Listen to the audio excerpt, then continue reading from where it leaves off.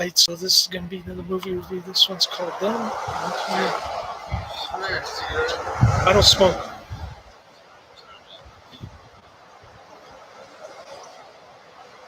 Some bum just asked me for smoke. This one's called Them, 1954. I'm giving this 5 out of 5 stars. I love this flick. It's going to be some more 50s sci-fi cheese. One of the great black and white sci-fi movies from the 1950s. Right up there with Killers from Space, Tarantula, The Mole People, Cape Canaveral Monsters, Plan 9 from Outer Space.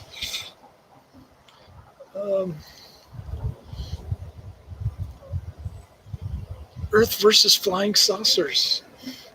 This Island Earth. I could go on all night and rattle off names of films from this era, this genre that I love so much.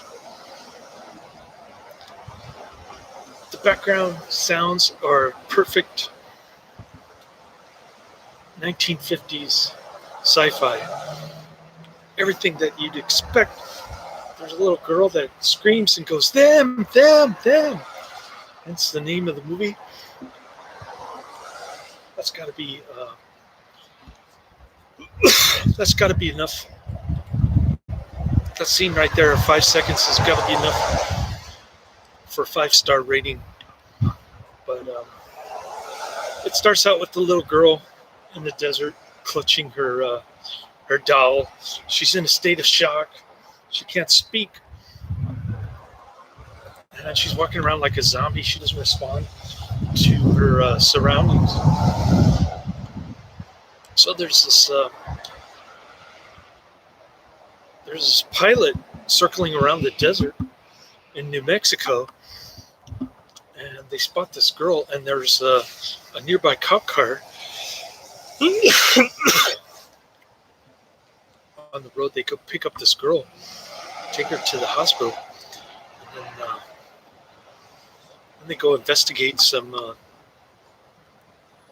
trailer that's just been ravaged by these giant ants that have been mutated by nuclear testing back in 1949. This movie actually takes place 5 years later, but the ants have mutated, grown 9 to 12 feet long, and they start eating people, looking for sugar, and they end up eating people instead. So they go to the nearest town store, and sure enough, it's been ravaged, and there's a dead person there, all cut up, and you actually get to see the gore. Pretty surprising for 1954. And so this FBI spook guy, Marsha Dillon, a lot of Gunsmoke actors in this one, and Asphalt Jungle. Yeah, so there's that. Marsha Dillon is an FBI, plays the FBI spook, and he's like, he hires some Department of Agriculture to come out to the desert for some reason I can't understand. So this doctor and his comely-looking younger daughter, much younger, go out to the desert, and they get the cop guy and the FBI agent, Marsha Dillon, out there. They're looking at the tracks. They suspect it's giant ants, and then they see the giant ants. The younger daughter scientist starts screaming, and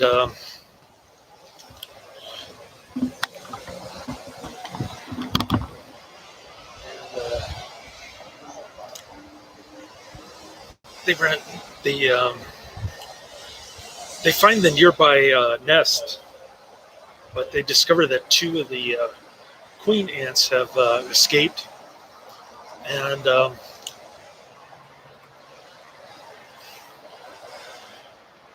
so they hit the top of the nest with fire, and then they blast the nest with cyanide.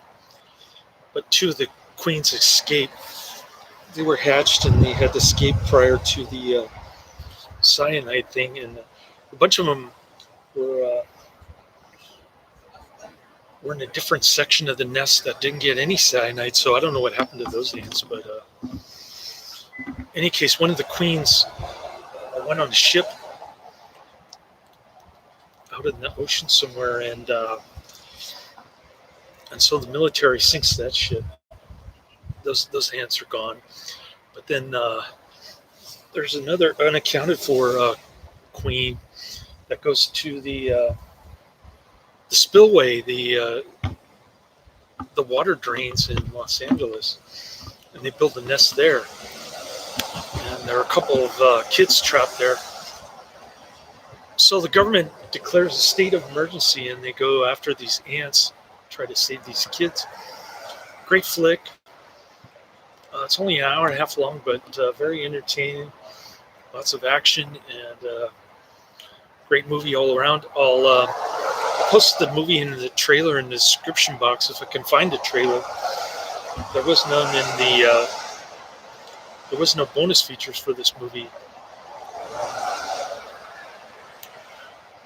and I believe there were no bonus features for the last movie I watched. That's what happens when you get these old movies. So at the very least, I'll post the movie in the description box. It's probably on YouTube. We'll see. But if it is, I'll post the link.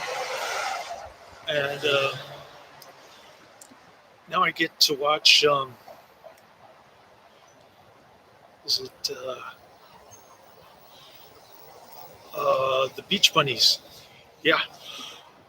I don't think I'll finish it though. Although I'm going to cook some steak tonight. Well, I can watch some of it while I'm sizzling my steak. I just bought 3 of them at Safeway. I didn't get me a gas card because they ran out, but anyways,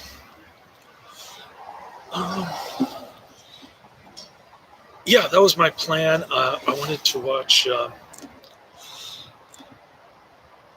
I wanted to finish The Beach Bunnies and this other one with Rory Calhoun from Motel Hell, Adventure Island, 1947. But I ran out of time.